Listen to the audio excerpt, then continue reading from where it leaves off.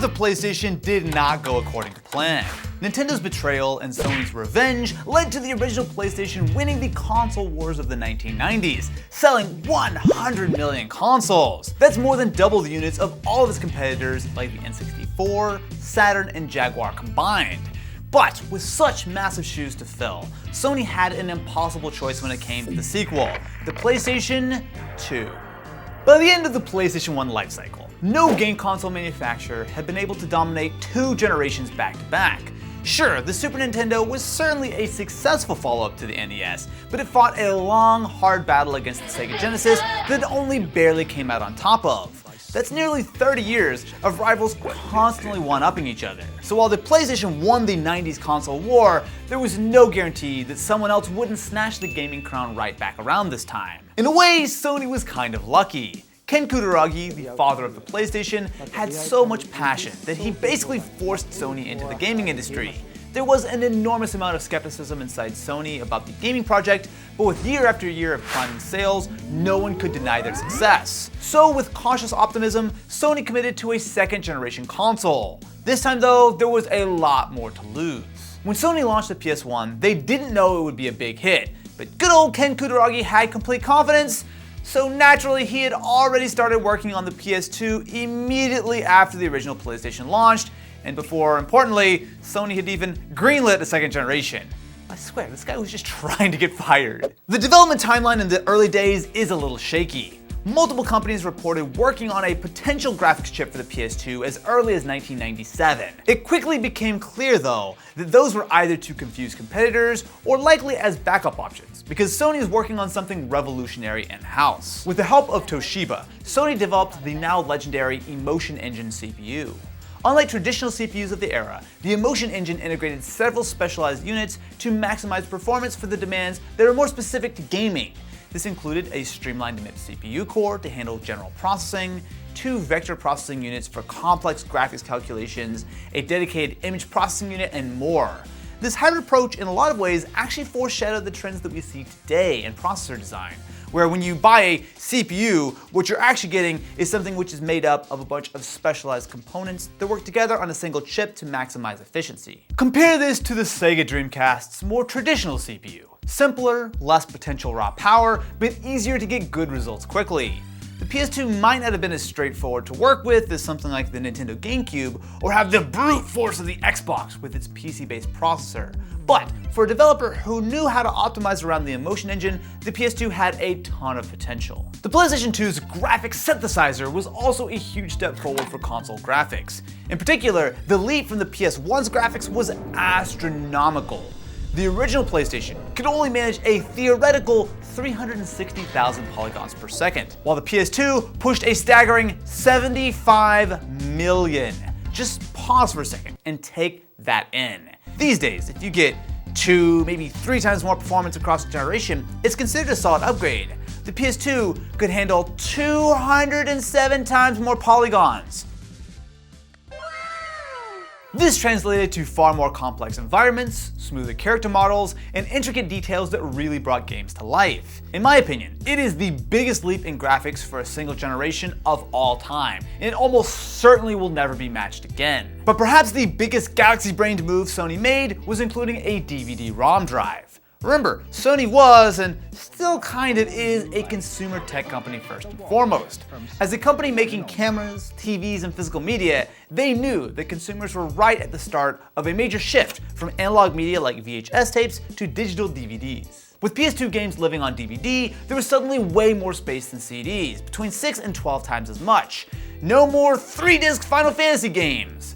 Now, this might sound silly today, when physical media is kind of on its deathbed, but I know a ton of people who sold their parents on the PS2, not just as a game console, but as a media center for the whole family. Now, to really drive sales, Sony priced the PS2 at $299 at launch, the exact same price as the original PlayStation back in 1995, but importantly, significantly less expensive than most standalone DVD players at the time. So, if your family wanted to start watching some high-quality DVD movies, it really was an easy sell. Speaking of launch, the PS2 finally was released in the year 2000. Let's just say it wasn't the smoothest launch. It was a roller coaster of equal parts hype and frustration, with massive console shortages pretty much everywhere. Now at the time, Sony was selling each PS2 at a loss, a gamble that they make money on game sales later on down the line. Now, this strategy is really the norm now, but back in 2000, it's easy to forget that Sony was a relative newcomer in the console wars and honestly had no idea how many people were really ready to upgrade their PS1s. Sony just weren't prepared for the demand they'd created, and it got so bad that you could get a PS2 on eBay for more than double retail price. Some of them were priced as high as $1,000, and this is in 2000. The launch games were also pretty disappointing. Now leading up to launch, Sony teased a lot of highly anticipated titles, like Metal Gear Solid 2, Gran Turismo 2000, and a beautifully remastered Final Fantasy VII. What gamers got instead were 29 fine but not exciting games, like Madden NFL 2001 and Dynasty Warriors 2. It didn't really matter though. The PS2 sold like absolute hotcakes. Sony sold all 1 million manufactured units in the launch weekend alone. A lot of this was thanks to another smart decision by Sony: backwards compatibility. Again, this is something we pretty much take for granted today, and we all get super up in arms when a new console doesn't have a generation or even several generations of perfect back compat. With the PS2 though, Sony cleverly reused the original PS1 CPU to handle I/O tasks such as the USB ports in normal PS2 mode, but as soon as you dropped an OG PlayStation disc in, the hardware sprang into action. Now it did need a little bit of emulation for some certain features of the PS1, such as the audio chip, but thanks to the massive leap in power on tap, PlayStation 1 games pretty much universally just worked. After the PS2's global launch, it only gained more steam. Sony quickly ramped up production to try and meet the massive demand, but shortages continued throughout the first year. This was coupled with a big marketing campaign that did a lot to cement the PS2 as the must-have gaming device. Ads highlighted its graphics power, PS1 game library, the added bonus of being a DVD player. Boy, there were some, I don't know if I want to call it gems, but this is a commercial.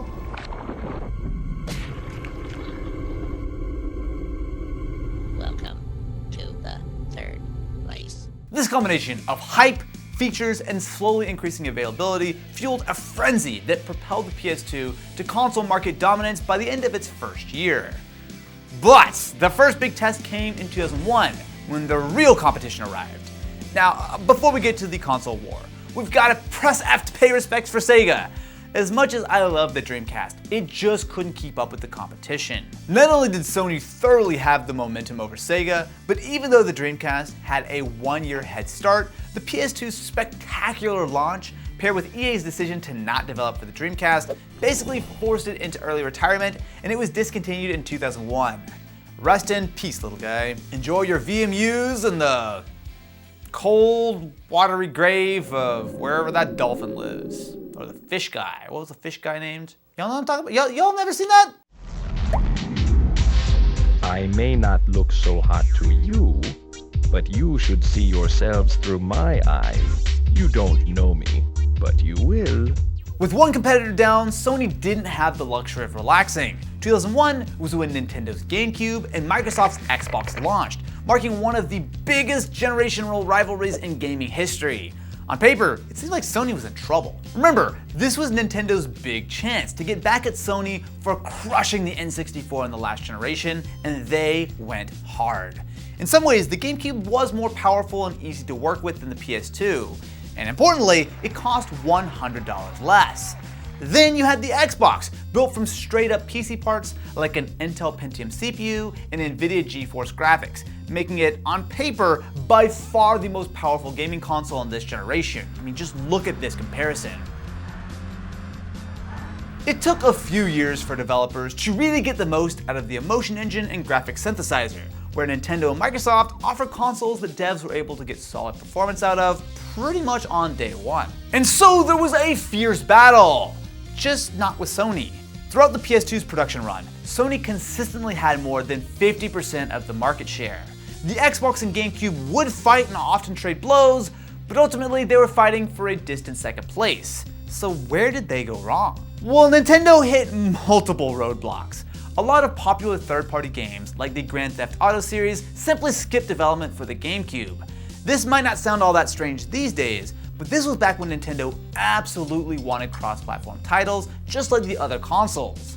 the failure to attract a lot of them directly led Nintendo to pretty much give up fighting the console war on even footing and started making weird stuff like the Wii and the Wii U, but that's a story for later. Probably the biggest reason the GameCube fell behind was the lack of DVD functionality. After the failure of the Sony partnership with Nintendo to develop a CD-based add-on for the Super Nintendo, they spent the entire N64 generation backing cartridges, which left them with essentially no experience with discs. When Nintendo finally decided to switch to the disc format, they opted for the tiny mini optical discs that you see with the GameCube. The public reason why Nintendo did this was because these smaller discs could load data faster than traditional DVDs, which in some cases it did. But the real reason was almost certainly because they were, and still are, terrified of piracy. It's pretty well documented that Nintendo hates piracy. Emulators and other legal things. Sorry, something's in my throat.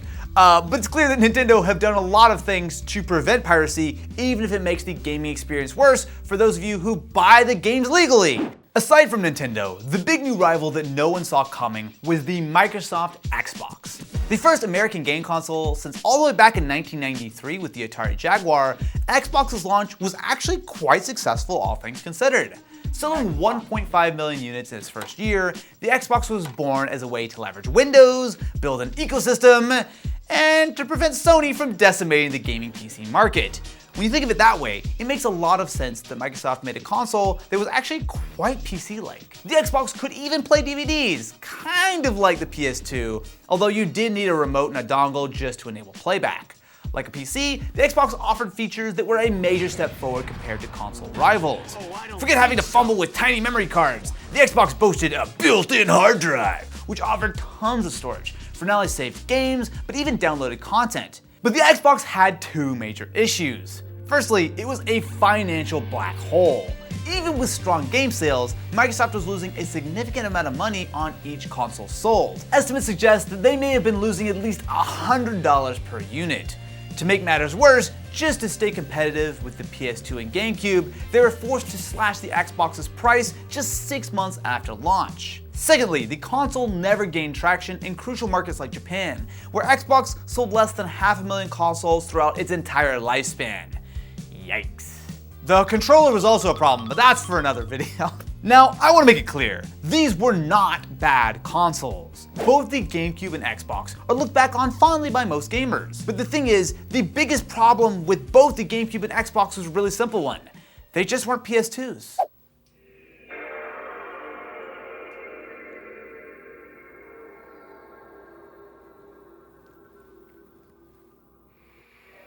Wait, no, the game was supposed the game's supposed to launch. Sorry, one second, let me just, is my disk drive not working on my PS2? This would be a great time to remind you that game preservation is important, because hardware fails, emulators don't. Oh, what an interesting idea. If only backwards compatibility could save the day. Perfect! All right, look at our PS2. It's all good to go.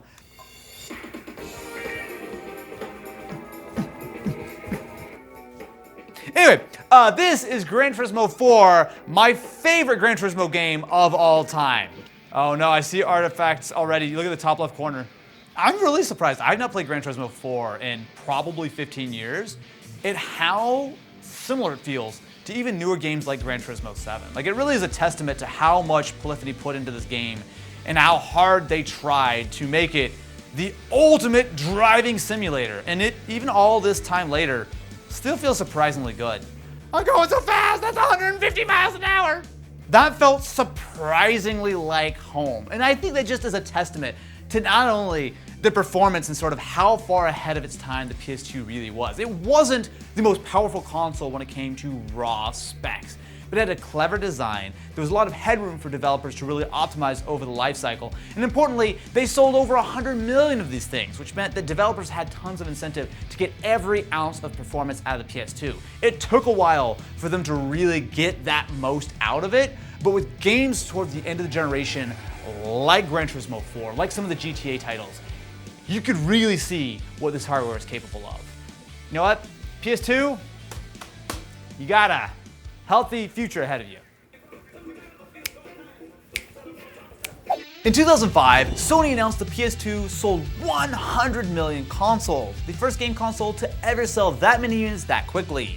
Even more impressive, they did it in only 5 years. Sony wasn't just twiddling their thumbs as the sales shot to the moon. They had a number of hardware revisions, very similar to how PlayStation still does it today for modern consoles. Over time, the PS2 lost the PCM-CIA card slot, but gained a hard drive expansion bay, better networking and power efficiency, redesigned motherboard, along with more reliable disk readers, which we'll talk about a little later. They also got much better at manufacturing, cutting costs, and eventually dropping the price from $299 down to $199. But probably the biggest hardware revision was the slim PS2. Sony crammed the main bits of the PS2 fat into the Slim, which was about a third the size and less than half the weight. Now, I'm not going to say that it was revolutionary, but it really was one of the smallest gaming consoles ever. It did drop the motorized disc tray and hard drive, and you needed to now use an external power supply, but they kept the networking, and over the years, even the Slim had a few revisions, mostly with the internals, like merging the Emotion engine with the GPU, and ditching the PS1 CPU so a more efficient chip could emulate PS1 games instead. I'll say my personal favorite hardware revision though is pretty much the exact opposite of the PS2 Slim, the PSX. While you might not be familiar with it, since it was mostly a Japanese exclusive release in 2003, the PSX was a unique addition to the PlayStation family. It's more than just a bigger PS2. The PSX also introduced the XMB interface that would go on to live in both the PS3 as well as the PSP. Personally, I think it's the best looking PS2 model, and it still looks modern even today. This bad boy was a digital video recorder just like a TiVo, it came with a remote, had S-video, composite, RF inputs, you could also do analog VHF and TV tuning. I mean, the icing on the cake was even the USB link to a PSP where you can transfer your photos, music, and videos. Like, look, there was so much that this thing could do, I cannot stress enough how much of a multimedia monster it was. With all of these features came a premium price to match. The PSX launched at 79,800 yen, which was about $740 back in 2003. Adjusted for inflation for 2024, this would have been almost a $1,200 PlayStation. Yeah. A huge jump even with all those cool features. If you want to know more about the PSX, Ken did a terrific video all about it on Denki, which you should actually go check out, even though, spoiler alert, he broke our PSX. No, it was fine and you broke it. It was totally fine when I had it. Over the years, Sony came out with a few more interesting iterations of the PS2, including the PS2 TV, which was a PlayStation 2 directly integrated into a Sony Bravia LCD TV. There's also a Linux kit for the PS2, so enthusiasts could turn a PS2 basically into a PC, complete with web browsing and other computery things. Not to mention tons of special edition consoles. Sony sold millions of PS2s and overwhelmingly dominated the gaming market for a second generation in a row, so it must have been flawless, right? Not exactly. There were actually still plenty of issues with the PS2. One of the biggest advantages of the Xbox over the PlayStation 2 was its excellent online functionality. Now, both the PS2 and Xbox could connect to the internet to have multiplayer experiences, but it really seemed much more like an afterthought on the PS2. Online services were free for most games on the PS2, but Sony didn't have any dedicated servers. They left it up to developers to host servers to game on, which led to a spotty and inconsistent online experience. Xbox, on the other hand, had dedicated servers which made multiplayer so much better. They did charge for it though through Xbox Live, but you got a lot for the price, like personal gamer tags, adding friends online, messaging, like it felt a lot more like modern gaming. It was pretty night and day. Unfortunately, reliability was also a concern for many PS2s. One common problem was the disc tray, which had a reputation for breaking down over time. In fact, if something's gonna break on a PS2, the disc tray is a likely culprit. It was such a big issue that there was even a class action lawsuit against Sony. The lawsuit claimed the PS2s regularly displayed the disk read error message and would not play games. There were a lot of other issues, like memory cards getting corrupted, being too small a capacity to start with, and being far too expensive. It's almost like Sony can't resist charging a pile of money for a proprietary media format. Now, some PS2s also had overheating issues, especially on the slim models, and of course, frustrating worn out power buttons that needed to be replaced. And yet, despite all of those issues, the PS2 is, without exaggeration, the best-selling gaming console of all time. Yes, that's right, even in the year 2024, no other console has surpassed the godly 155 million sales record that the PS2 set. The PS1 made Sony into a genuine gaming powerhouse, but the PS2 launched Sony into the stratosphere. The PlayStation brand solidified its status as a household name synonymous with gaming. Just like how all Pokemon are just Pikachu to boomers, all video game consoles were just PlayStations. It's easy to see how PlayStation became the face of gaming at the time. They even kept making them for 13 whole years. AKA, I can't believe this is true, they only stopped making PS2s months before the PS4 came out. You know, like they kept making PS2s pretty much the entire lifespan of the PlayStation 3. I remember when the PS2 was the must-have console. And let me tell you, if you were the one kid in your town that didn't have a PS2, it was a miserable Christmas. Not that I was that kid or anything. I was perfectly happy with my PS1.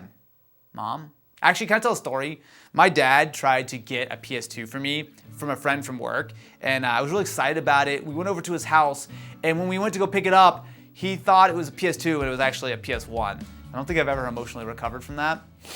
But let me know what your fond memories of the PS2 are, and if you want us to dive deeper into the world of PlayStation with the next generation. I have a feeling that PlayStation's rivals aren't going to stay satisfied with second place.